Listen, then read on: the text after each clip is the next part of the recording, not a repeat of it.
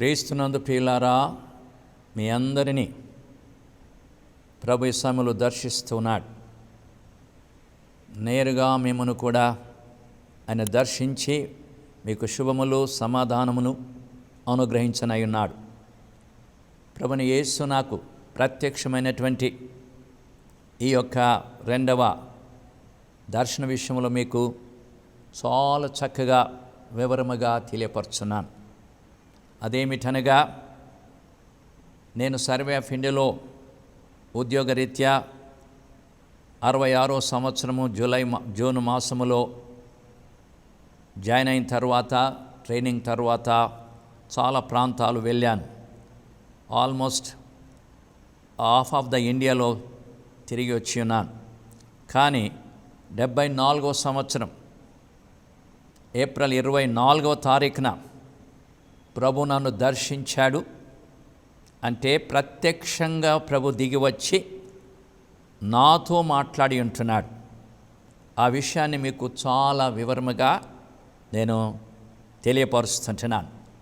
క్రీస్తు అనుకరం అనే పుస్తకాన్ని నేను చదివి ధ్యానము చేయుచున్న సమయంలో ఒక పిల్లవాడు మా క్యాంపు దగ్గర జరుగుతున్న మీటింగ్లో పాల్గొన్న కుమారుడు, ఆ పిల్లవాడు వచ్చి వేరుశనకాయలు ఇచ్చి ఆయన నాతో మాట్లాడుతుండగా నేను అడిగాను, బాబు నీ పేరేమిటి అని అడగగా ఆ యొక్క యవనస్తుడు చెప్పిన మాట, నేను సత్యం అండి అన్నాడు. నేను వెంటనే మళ్ళీ అడిగాను, బాబు ఏం పేరు, ఎవరన్నారు సత్యం అంటే? అందరూ అంటారండి అన్నాడు. ఆ మాట నేను 3 సార్లు అడుగుతూ వచ్చాను.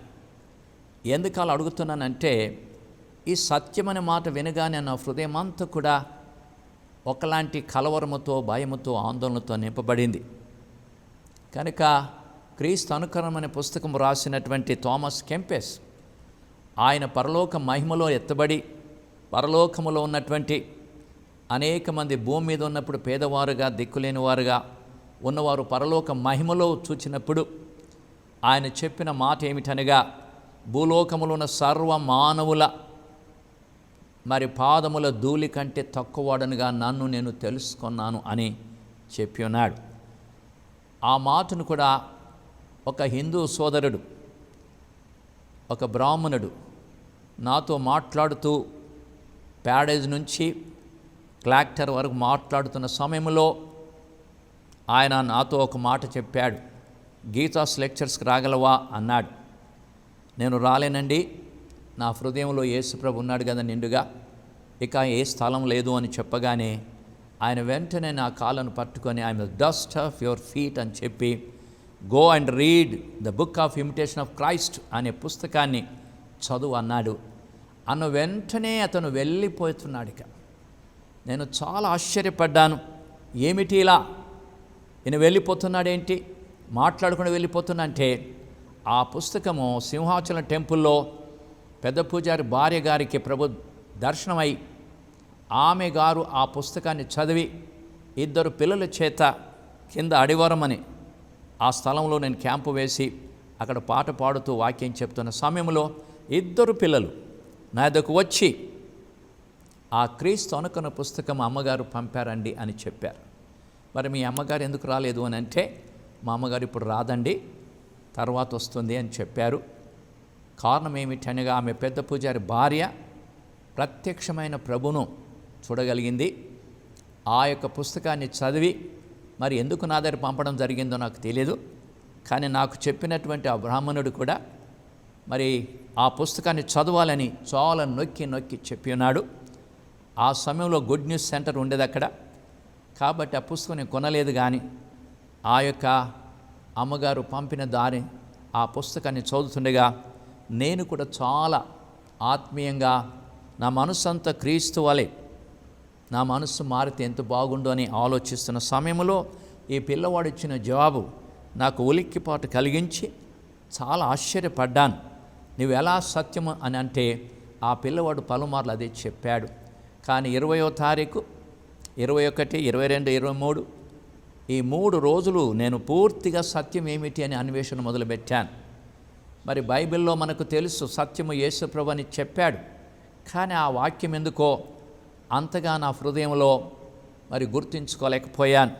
కనుక నేను సత్యం ఏంటి అని చాలాగా మరి తలంతా భారముతో వేదనతో మరి అన్వేషణ మొదలుపెట్టాను.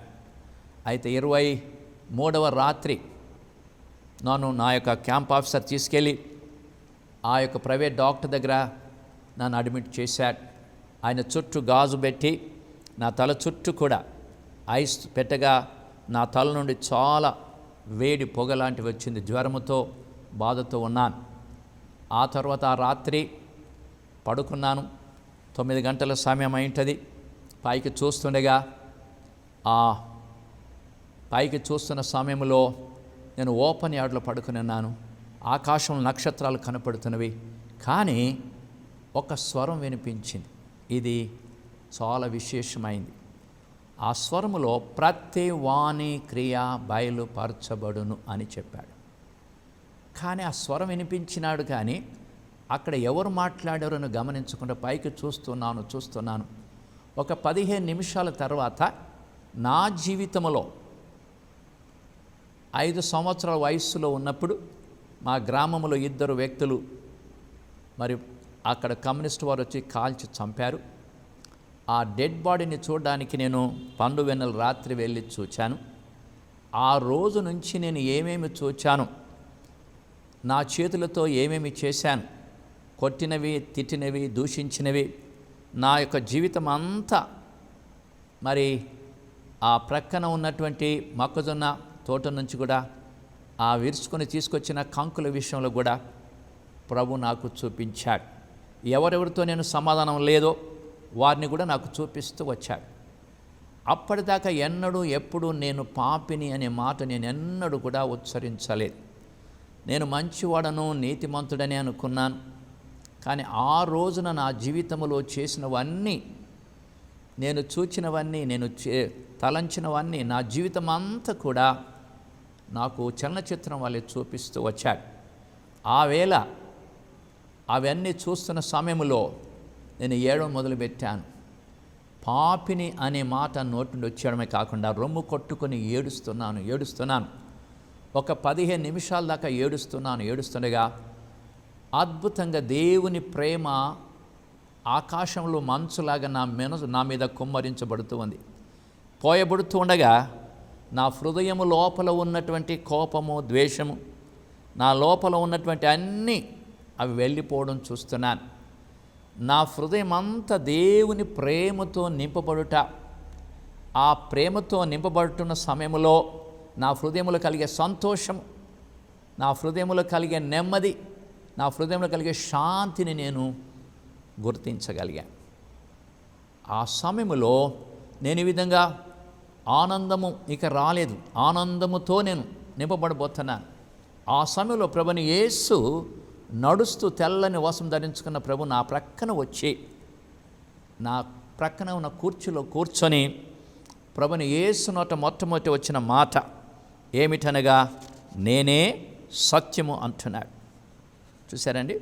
అంటే నేనే సత్యము అనే మాటను ప్రభు చెప్తున్నప్పుడు ఆయన ఏమంటున్నావు, చాలా చక్కగా దాన్ని ఎంఫసైజ్ చేస్తున్నాడు. నేనెప్పుడు మార్పు లేకుండా నిత్యము నిరంతరం ఉండేటువంటి వాణ్ణి నేనే సత్యము అంటున్నాడు.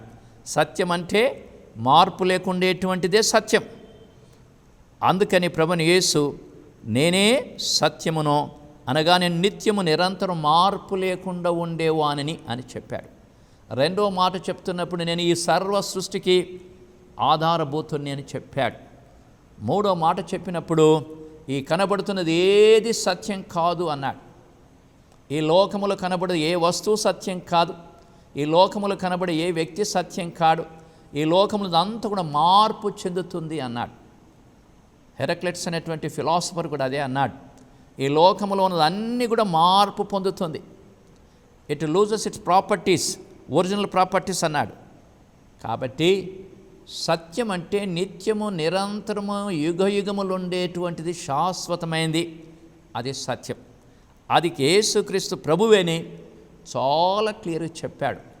ఈ లోకములు తండ్రి కొంతకాలము, తల్లి కొంతకాలం, పెళ్లి చేసుకుంటే భార్య, పిల్లలు కొంతకాలము, భర్త కొంతకాలం, కానీ యేసు ప్రభుని రక్షకుణ్ణి, నిజంగా ఆయన రక్తముతో కడిగబడి శుద్ధులైన వారు, తిరిగి జన్మించిన వారు, నిజమైన మారు మనసు పొందిన వారికి మరణమే లేదు, యుగ యుగములు ప్రభుత్వం మనం జీవించనై ఉన్నాం.